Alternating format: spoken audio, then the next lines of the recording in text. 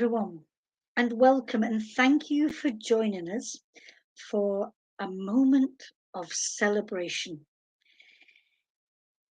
You know, if you've watched Honey and Stag events before, just how much we enjoy an amazing read and how much we enjoy just singing the author's praise who has brought to us something that we never expected we would read, and we probably never expected we would feel while we were reading.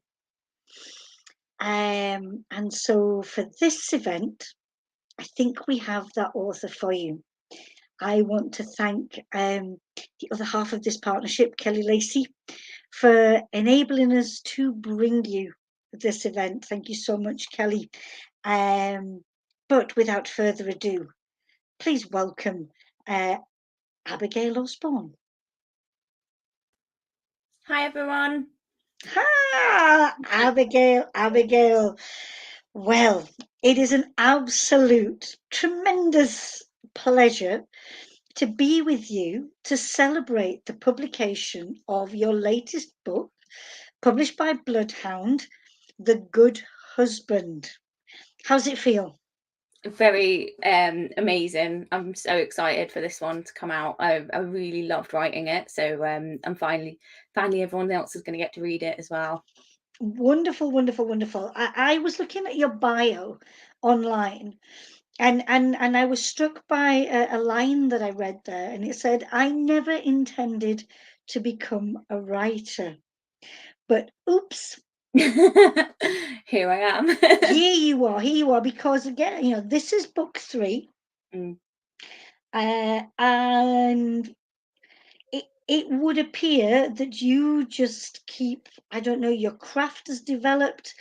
Not that it's just that thing of seeing an author develop and go on. And I think if I had to sum up The Good Husband, on the one hand, it was uncomfortable and raw, but the most engaging reading. It provides a challenge, but it's tremendous what you've created.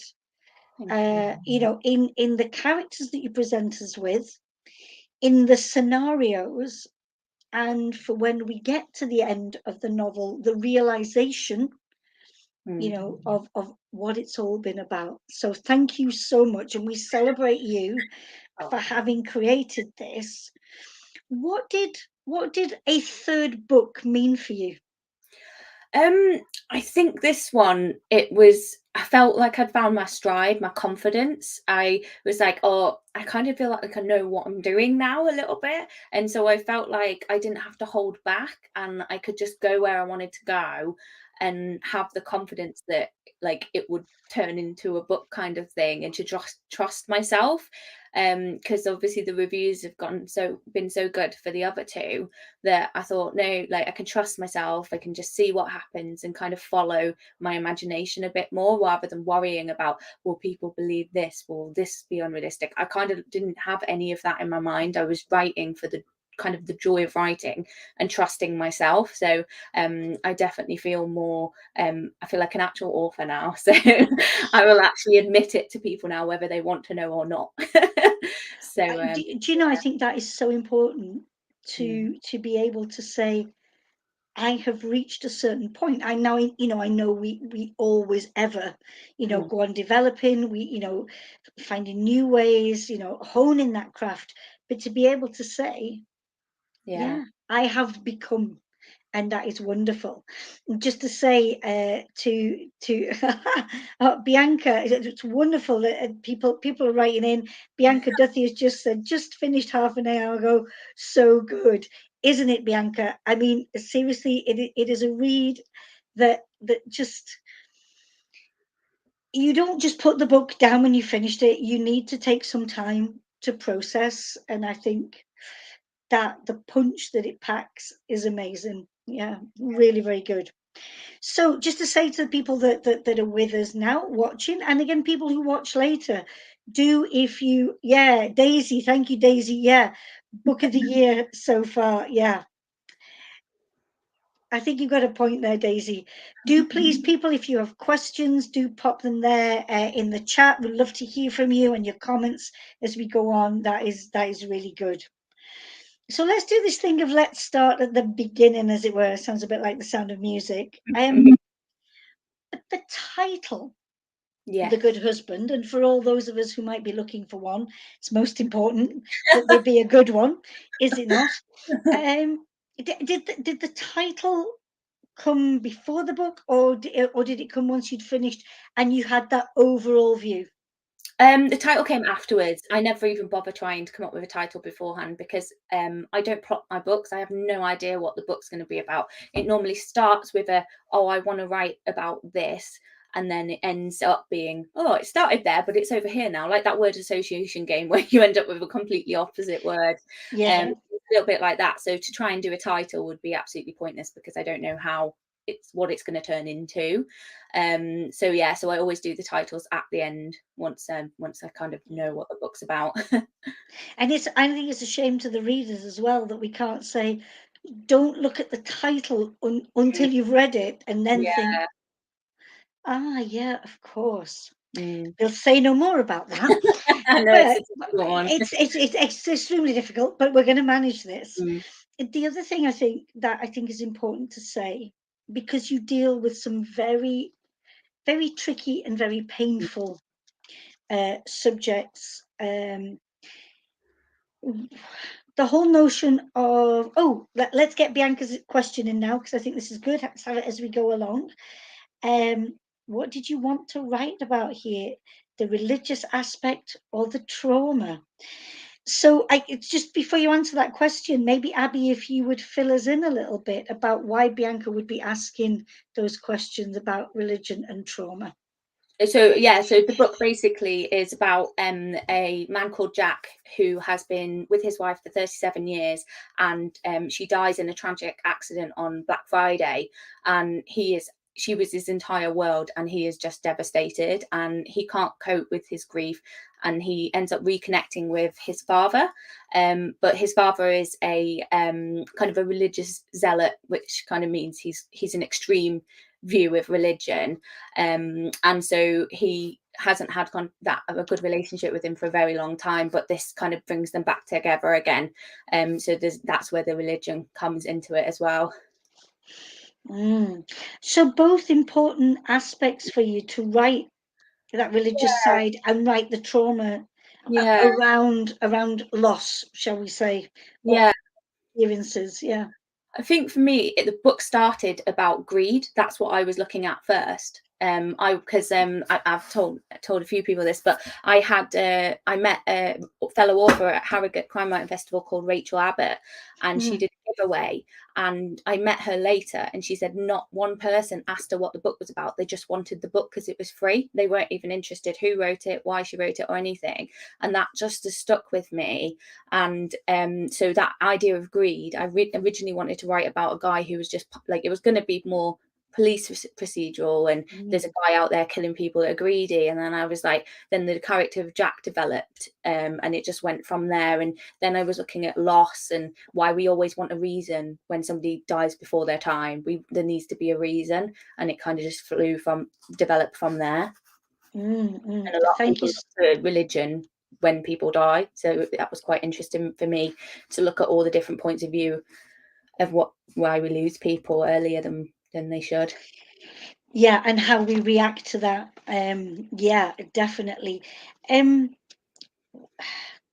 Were you concerned that the notion of trigger warnings? I mean, because we're at a time now when we talk about those things, or did you just feel I need to tell this story and people will come to this and process it, and I don't want to.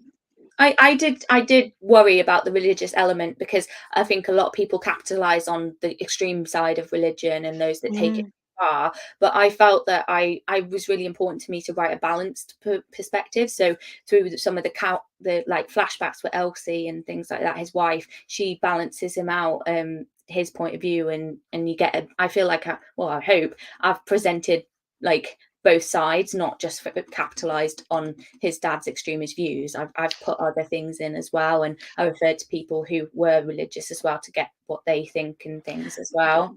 Great. I also the minister at Elsie's funeral. Yeah. Sam Matthews, as he called him, so I've forgotten the name. Yeah, yeah. But I thought he was a great counterbalance Mm, in all this, yeah. so that I think it's a good if people do say Mm, you've done you've done terrible injustice to people with a faith. mm, But I think there was a nice balance there. yeah, that's what I was going for, so that's good. Yeah. Now I'm just going to ask this next question, and then I know you've got two readings for us, which is excellent. So we'll have the first reading, if that's possible, after this question. But it is a book of two halves. Mm, But it's not just a book of two halves. You also have in it a present and a past. yeah. Um, and a future as well, in a way. It sits across a lovely time frame. Yeah. But creating, that little boy Jack, Yeah. um, was it painful to do that?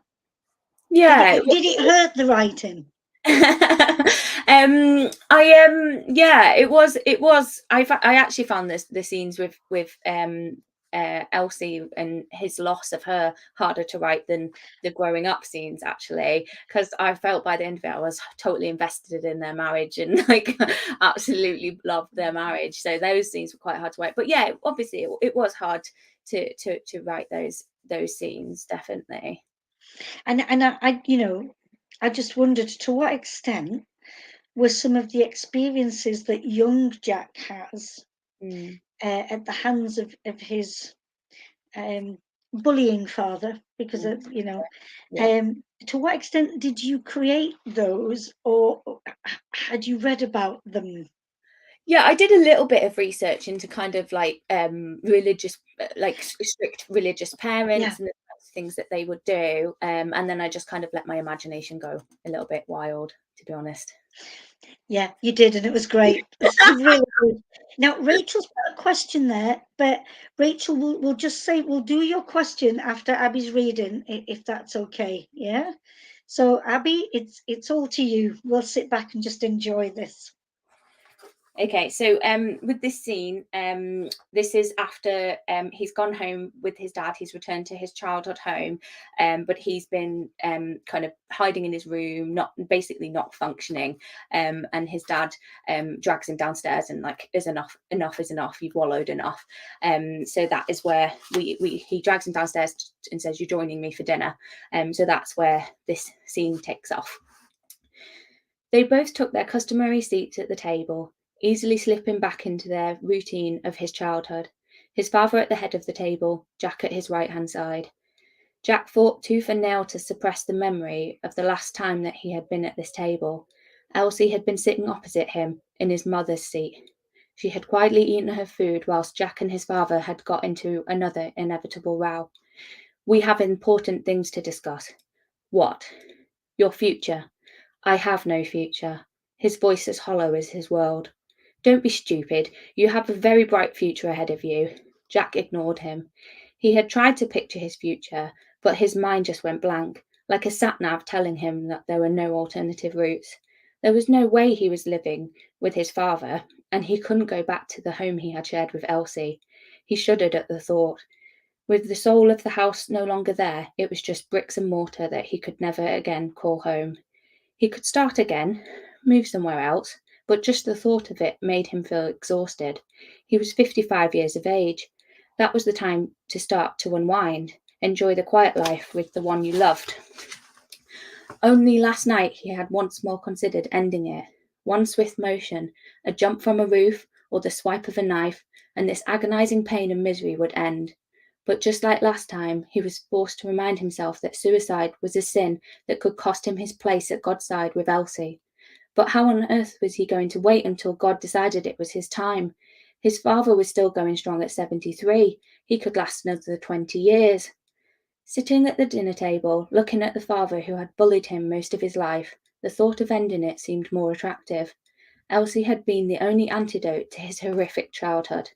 His father's warped view on religion and how one should live had almost succeeded in cutting him off from the world and confining him to a life without love. He couldn't spend any more time with this man, no matter how much he seemed to have mellowed in his own old age. The carving knife lay next to the serving plate. His father had been waiting for him until he carved the chicken. The chicken lay golden, glistening with oil and peppered with herbs. The knife glinted at him, enticing him. One deep cut, and he could escape the pain that had crippled him from the minute he saw Elsie take her last breath. So what if he couldn't join her in heaven? He'd had 3 decades. He could be content with that if it meant he didn't have to feel this anymore. Decision made, Jack lunged for the knife. His father jumped up, looking at Jack warily. Was that a trace of fear in those steel grey eyes? What are you doing, son? I've made my decision. The words steadied his shaking hand, and he knew he had made the right choice. He had nothing to live for, no reason to exist. He raised the blade to his throat. Taking deep breaths, he prepared himself. This had to be done properly. The cut needed to be deep and firm. He did not want to mess this up.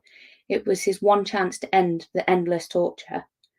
Elsie had to die, and I know why. That's the end of that one. Oh, thank you so much for reading. I mean, when an author shares their words, I think there's something very special in that. So thank you. I come back to that notion of it being very raw, you know, in parts of the book, and the way that you bring us those feelings of grief and torment. But before I carry on with that, Rachel Wilson has a question for you. And Rachel says, do any ideas for characters come from anyone in your everyday life? Dangerous question. It really is, isn't it? Given I think not like any one whole character. I think sometimes some things people do or say, I steal. A lot of the time from my husband, because he doesn't read, so I know that I'm safe, to be honest. And a lot of myself as well. A lot of the quirks about me I tend to put in there, and things like that. But not like a whole character. I haven't done that, but little bits and pieces from people. Thank you. And have to agree. Hi, Angie. So glad you're with us. Yeah, an atmospheric and deeply touching. Yeah. Abby, to write grief. What do you draw on? So I've been very lucky. I haven't lost that many people close to me. But I have known people that have, and I'm quite an emotional and very sensitive person. And any time that I watch something on the TV or I read it and somebody dies, when the person that's loved them is crying, that's when I cry. It's when they're crying and when they're grieving. So I feel like I've always been quite sensitive to grief. And that's what I enjoyed writing about, like that reason, like why do bad things happen, like why do we lose people, why do people get cancer and some people don't, and things. And so it was that I was quite interested to explore. But yeah, I feel like I'm quite sensitive to that, and it was really easy for me to get into that mindset because I'm quite emotional and sensitive myself. I mean, there is such a sensitivity there. Rachel Ems says it really nicely. She says those words were haunting. But then she says, did you find it difficult writing from a male perspective? So being in Jack's head, how was that? It wasn't like, oh, I need to think this from a male perspective. It just kind of came naturally. And when I was very conscious when I wrote The Puppet Master that it was told from a man's perspective and a woman's. And one of my readers reached out to me and was like, loved Adam's side, like it was so like my son, and it really, and so I kind of feel like that's something that I find, it's like more when you're in that mindset of the character, you're not thinking, oh, this is a male, I must say words this way. It just kind of, I feel like it has to come naturally to you. Mhm, mm. I have to say, reading Jack's father Mm, and, that patriarchal, mm, um, bullying, oppressive mm. figure, the attitude, the language, I thought you captured Thank that you. character exceptionally, to the extent that when we got to pages when he was going to be saying things, I was shivering, yeah, yeah, yeah, yeah, just thinking, oh, what punishment can be inflicted here. Mm, But yeah, um, I've asked you about your journey as a writer and what you feel about this book. mm. Um, is there anything? And again, I know you can't give things away, so we'll be careful. But is there any particular aspect of The Good Husband that made you think, I've gone on. I've grasped Yeah. something better. Yeah, I think it's because this is a lot darker, and I wasn't, like I said, governed by, "Oh, I can't write that because nobody will believe it," or I wasn't governed by that, and so I think I kind of, I get a lot more violent in this book. You Um, do, yeah. so yeah, and so I kind of just, like, once I'd done one thing, I was like, "I really enjoyed that," which sounds terrible, I know, but it was just creative freedom that felt really good as I was writing it. Whereas because it took me about 3 years to write Save Her, and I was lost my confidence, and I was like agonizing over things. Oh, I can't possibly write that and things. Whereas it just didn't have that with this. So I think because it was I had that confidence, I think I'm hoping that kind of transferred through into my writing. Mm, yeah, I think it does. And Elle, Elle says she's proud of you, Abby, for publishing your third book. Indeed, what an achievement. Elle, if you were gripped by those two, you wait while you get hold of this. I would be really keen to actually hear what you've got to say, Elle, once you've finished The Good Husband. That is, yeah. Please post it somewhere so that we can hear what you feel. Um, we were talking about the way that you create these emotional scenes, and Lindsay Lynn. Hi, Lindsay. For her, it was the scene where Elsie's death. Yeah.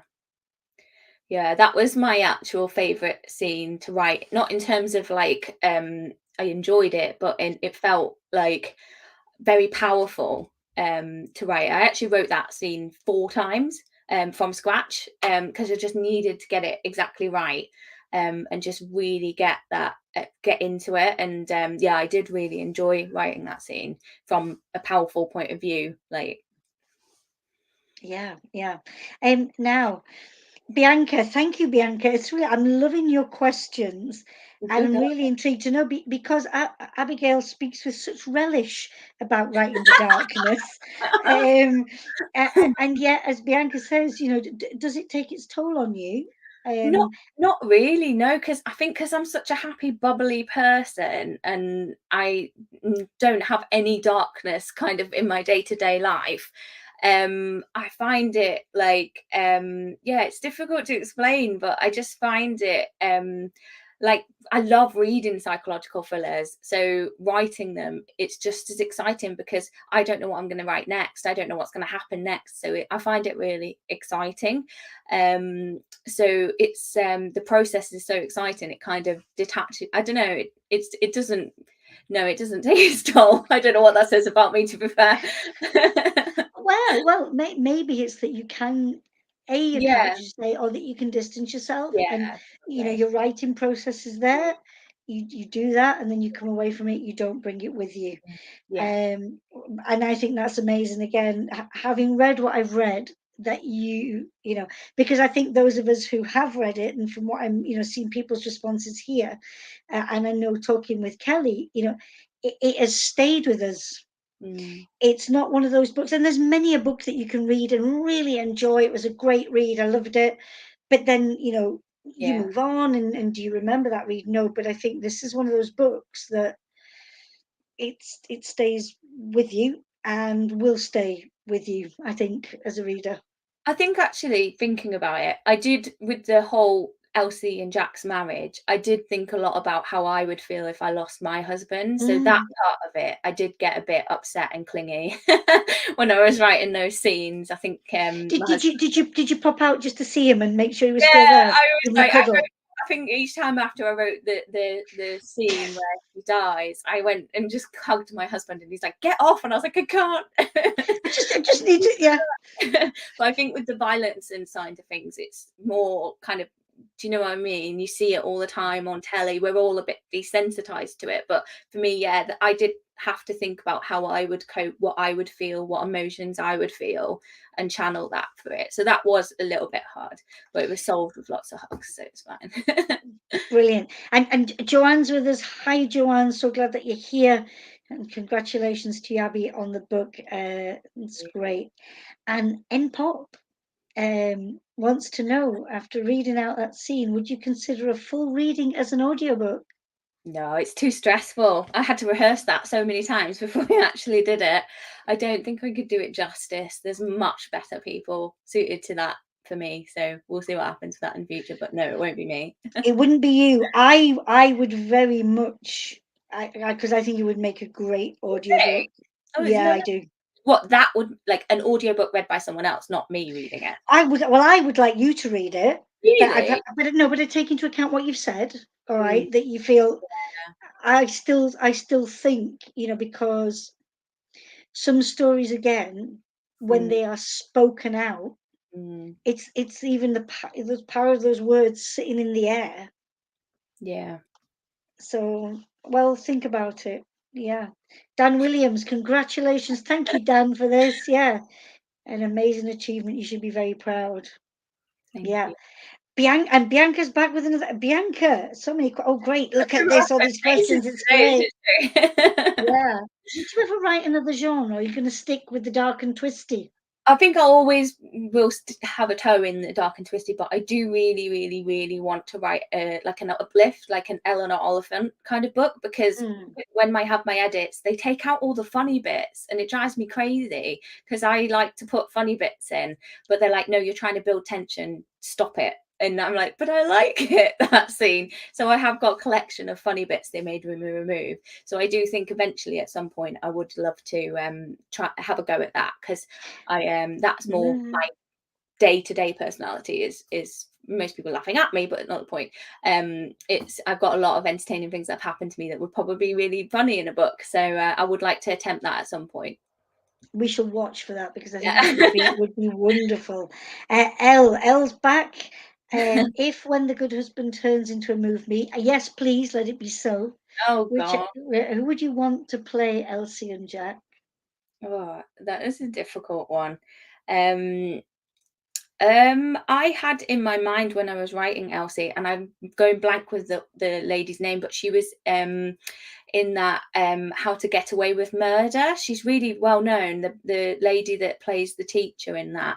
Um, I can't think of her name. That's so annoying. Um, I haven't seen it, so I don't know. So if you're anybody not able to if help me, anybody who's but yeah, watching, I know who it pop it in the is. chat so we know who it is. The Yeah. teacher in But How she's to Get Away with well Murder. actor. She's Yeah. probably in other stuff as well. So yeah, so I had her. She's a coloured lady. She's an amazing actress. So I had her in my mind for Elsie, and I don't really think of any celebrities that would remind me of Jack. Maybe like Hugh Jackman, maybe, but that might be just because I've got like massive crush on him. I think it's important for an author to have choices. Yeah, exactly. Viola Oh, there Davis. you go. Yeah, Thank you, some Kelly. order to come in. Yeah, Yeah. amazing. So Yes. that's who I actually had in my mind for Elsie when I was writing this. Yeah. Yeah. That would be lovely. That would be lovely. I wondered about young Jack's mother as well. Yeah. You know, Who? the I well, who would you do you think about that? Who you think you Yeah. should play her? But what struck me again was this idea of how somebody living that life Mm, between wanting to take action yeah. to protect your son, but also, well, not wanting to be hurt yourself, but also having a belief system Mm, that you do want to try mm, and keep. I really felt for her, Mm. that idea of when you can't reach out, Yeah. because he won't allow her to comfort, because there was a line, Abigail, that reminded me of something that I found really painful. It was on the Wimbledon tennis match between Sisyphus and, oh, what's he called, the naughty boy at the minute? See, I I can't remember remember the name. He's the Australian tennis player, and they had a bust up anyway. And on the program, one of the commentators said, "Oh, boys will be boys," Yeah. and how Jack's father says to him, "Men do not cry." Yeah. And this is a tiny, he's had an accident, and he's not, thank you, Lindsay Lynn.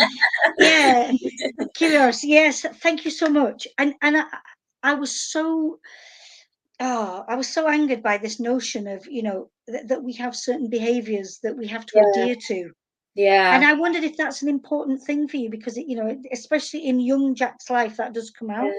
Yeah, I think it is. I find it very interesting, like how far we've come and the changing of attitudes and things. And I do find it quite interesting. Like my mum's often saying things to me like, "This wouldn't have happened. This wouldn't have been tolerated in my day when I was growing up," and things like that. And she had really strict dad as well, so she's told me all those stories about her upbringing and her strict father. So I think that kind of the change in that is really interesting to explore. Yeah, again, it was one of those aspects that I really, really appreciated. Now, you have a second reading for us, don't you? Oh gosh. Yes. Yeah, yeah. So I'm sorry to be demanding, but it's just that, no, it's fine. It's it's such fine. a treat. Yeah. Oh, good. So this scene is set a bit later than the last one. So in this one, his father and Jack have. So I don't know if I mentioned at the beginning, but in this book, he reconnects with his dad, and his dad convinces him that Elsie died because the Lord wanted her to give Jack the strength to rid the world of the greedy. So that's what they're kind of doing. And so they found their first target of somebody who's greedy, and so that's where this takes off. So they're about to deal with that. "This is it, son. This is your moment," his father urged. Jack felt sick. All the planning in the world hadn't prepared him for the reality of what he was about to do. Not wanting to let his nerves get the better of him, Jack looked over at his father. The look in his father's eyes fortified him. He would make him proud. Jack opened the car door and hurried over to the man who was taking off his coat and throwing it into the back of the car. Jack conjured the last moments of Elsie's life. He pictured her broken body. He saw the hungry, angry, greedy faces flash in his mind, and he felt his body transform. It was no longer being controlled by his brain, but by the powerful rage that had claimed him. With each step, it felt like he was being possessed by a spirit far more powerful than him. He was no longer a 55-year-old man. He was a weapon of the Lord. His eyes trained on the man who was going to pay for his sin. The man glanced up as Jack approached. Jack's mouth opened. He had no idea what he was going to say, but the words came, as if put there by someone else. "Excuse me, sir. Could I trouble you for some help with my car? The blasted thing won't start." Jack faked a chuckle. The man shrugged at him. "Sorry, mate, I'm in a rush. Can't help you." He turned his back on Jack, dismissing him, but Jack had planned for this. He reached into the waistband of his trousers and withdrew his father's hammer. It was old and rusty, more of a relic than a useful tool. Jack buried the hammer in the back of the man's head with a sickening thud. The man collapsed to the floor like he had been deboned. With a quick glance around, Jack holstered the hammer back in his trousers.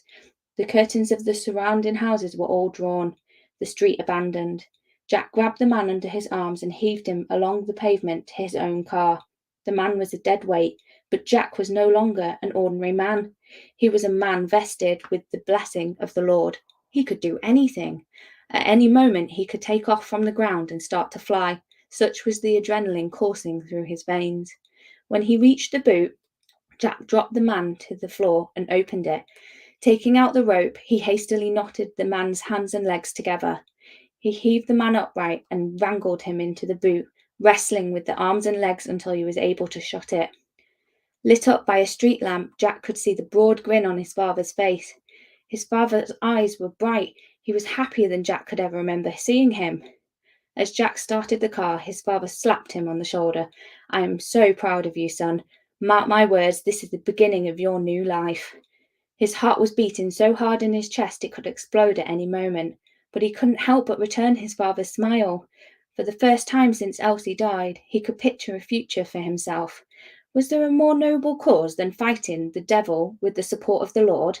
The power he had channeled was intoxicating. Now then, you remember the next step when we get him home? Jack's smile faltered, his certainty extinguished like a tiny flame exposed to sudden gale force winds. Could he really take the life of another human?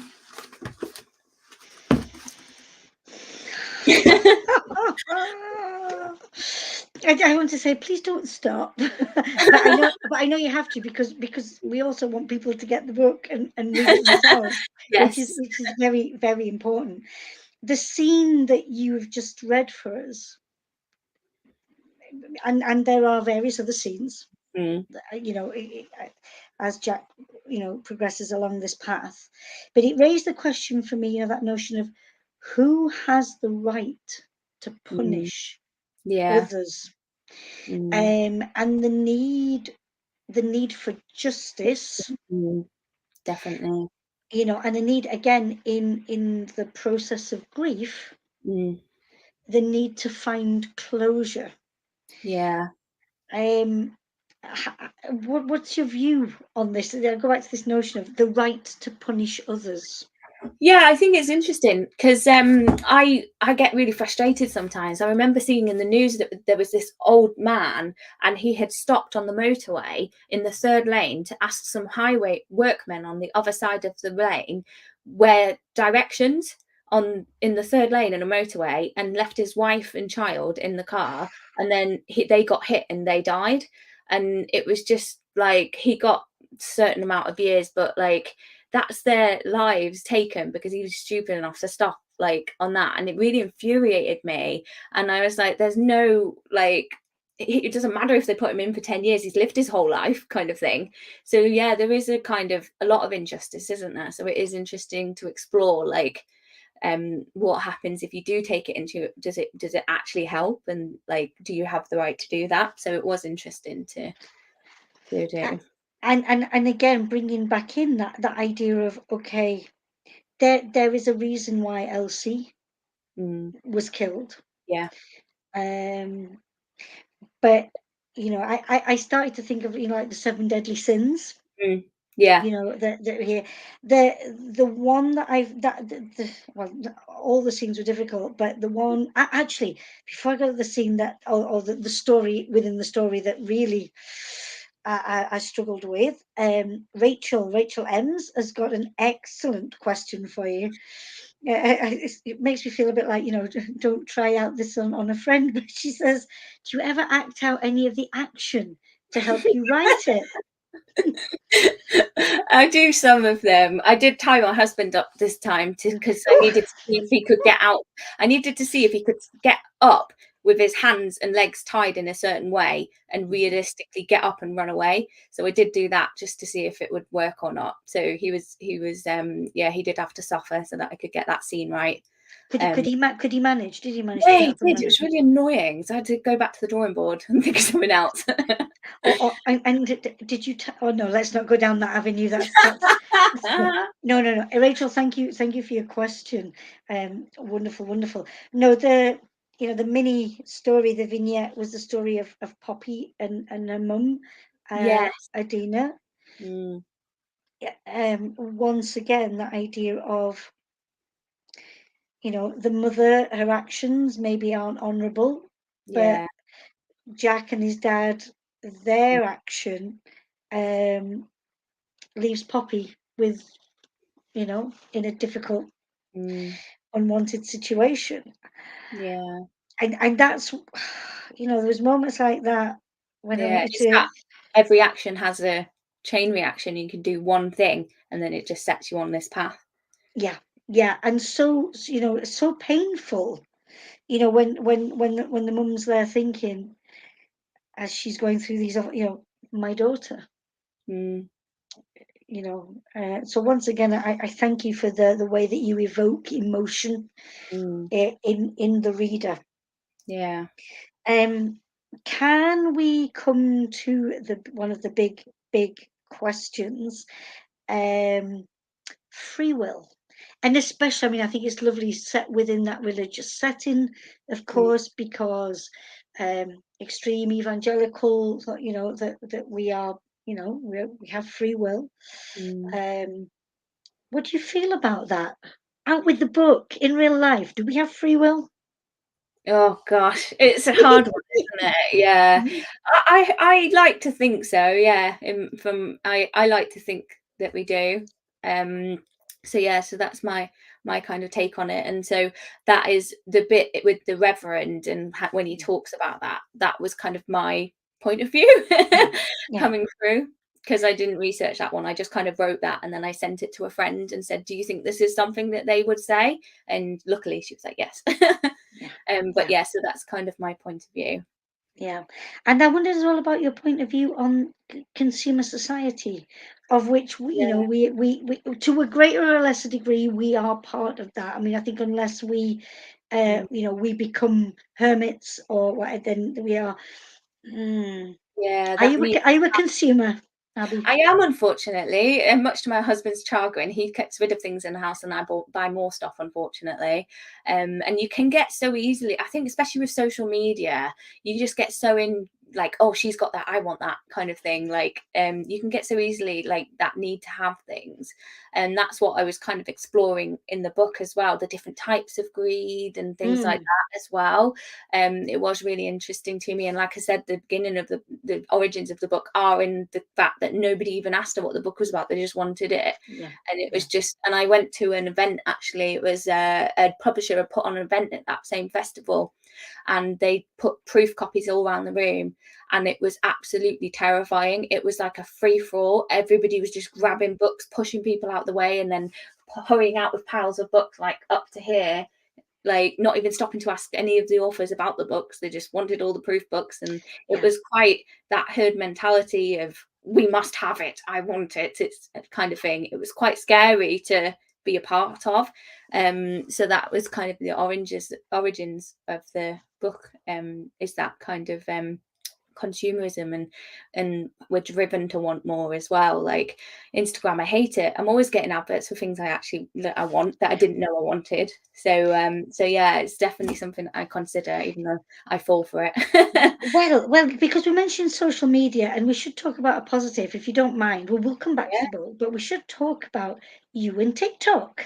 I love me in some TikTok. Come on, come on. Tell us about your experience with TikTok, because I know for some people, Yeah, you it's know, a bit we're daunting. not there yet. You know, but share with us about. I think I like TikTok because I was talking to a friend and I said, with Twitter, you have to have something controversial or wise or triggering to say to get a response. Or with Instagram, you have to have a really pretty picture or something like that. But I love with Twitter, you can just be nuts and people love it. Like, and that's what I really like about it. People embrace whatever you put on there, and will engage with you. And it gives you, and again, it's creativity as well. You have more than 37 characters or however many it is. You can actually just go and kind of go a bit nuts. And you can be more authentic as well. You can let people see you and things like that. So I find it really, really fun. I really enjoy doing it. At first I was nervous, but now I love doing it. What success have you had with it? So I've had quite a lot of success. A lot of I've been able to a lot of American readers. Like my rankings for America went up when I started using it, because I wasn't seeing an improvement in rankings in the UK, and then I just happened to check my rankings in America, and I was like, oh, that makes sense now. And one of my posts went really, really nuts. It got loads and loads of views, and then I was allowed to see who'd viewed it, and I saw most of the people in America had been viewing it. So yeah, so my best one is where I did a picture of my laptop, and a video of my laptop, and I wrote, for every 500 words I write, I get one of these. And I panned the camera to some Viennese wells and everyone went nuts for it. And it was literally just an off the cuff idea, because I'm trying to post every day. And then the one I spent 3.5 hours crafting, like, only did half as well as that one, and I was convinced that one was going to do really well, but the one I did off the cuff just went nuts. So TikTok loves Viennese Wells, I think. It's the Yeah, I think Viennese that's what Wells. it was. But yeah, so I just love that side of it, and I like seeing what other people are doing and how. Have you taken The Good Husband onto TikTok? Yeah, I've been doing that. I've just done one for publication day, where my mum has been throwing books at me, and I have to catch them. So I'll be walking through a door, and then she'll just throw it at me, and I have to try and catch it. And she actually did it when I came out the bathroom, and that one is hysterical because I wasn't expecting it. So I've done that. So it's yeah, it's good fun. So yeah, The Good Husband has been on quite a few of them. Thank you. It's great. So Kelly there has put up the link there to be able to follow you. Yeah, don't embarrass easy.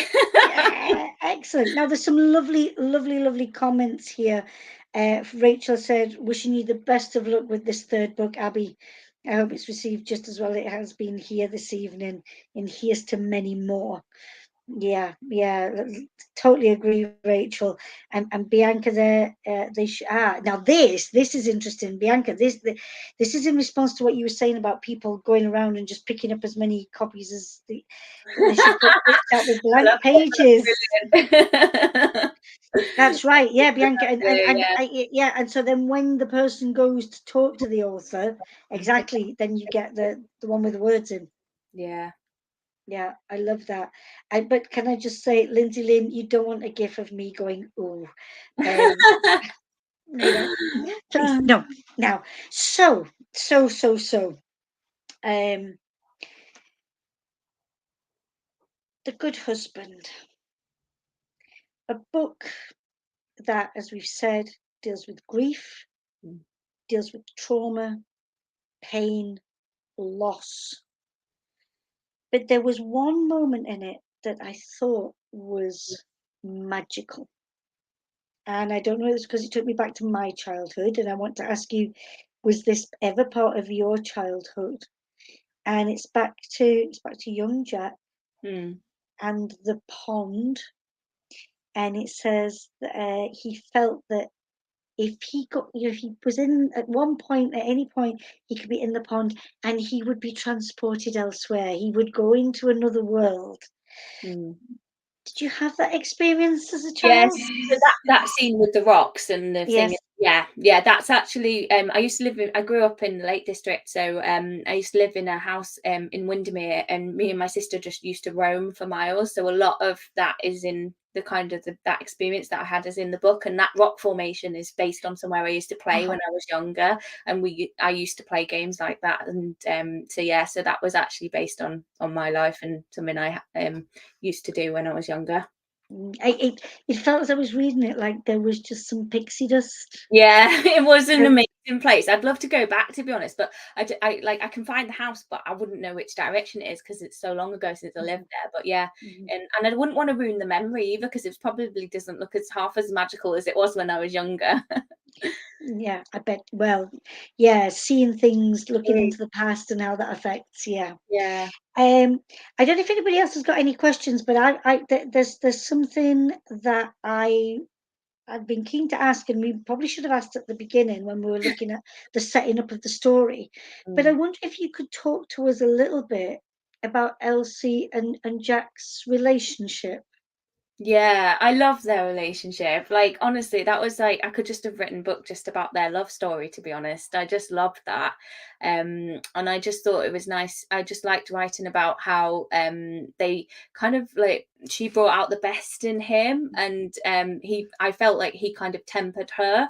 So it made it, and I just loved their bond, the strength of their bond as well. So yeah, I absolutely loved their relationship. I was very invested in it.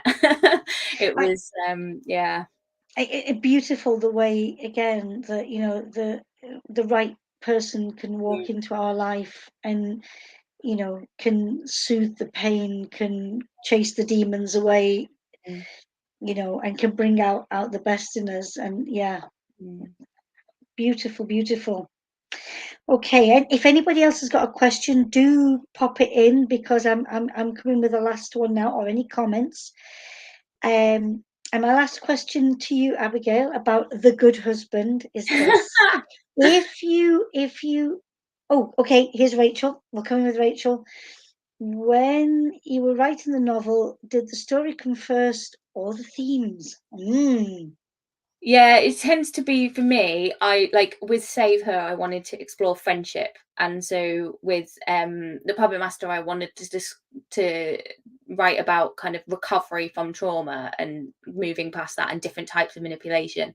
So it's very much an idea that I want to explore, and so with this one, it was greed, and then it kind of evolves from there. Like I said, I can't plot things out, so the story just the words are coming and I don't know what the next word is going to be, so the story kind of grows from that, what naturally comes out basically. So it's always like I'd like to explore this or this experience or this idea, and then the story comes from that. Thank you. Thank you, Rachel, for your question there.